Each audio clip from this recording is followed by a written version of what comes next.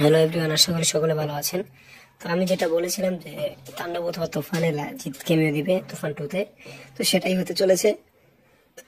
বাজ অনুযায়ী তাণ্ডবে কেমিও রোলে থাকতে পারে কলকাতার সুপারস্টার জিৎ।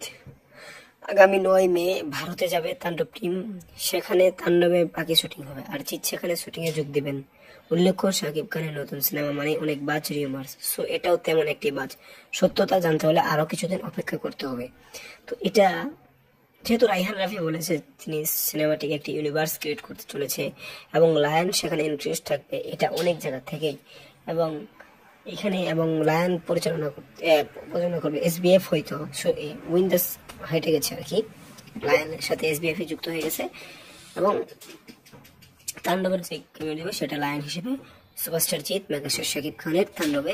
তো এই বিষয়টি আপনারা কি করে দেখছেন অবশ্যই জানাতে পারেন আমাদের কমেন্ট বক্সে। আগামী 9 মে ভারতে যাচ্ছে তাণ্ডব টিম এবং মুম্বাই 15 দিন শুটিং করার পর তারপরে তারা যাবে থাইল্যান্ডে।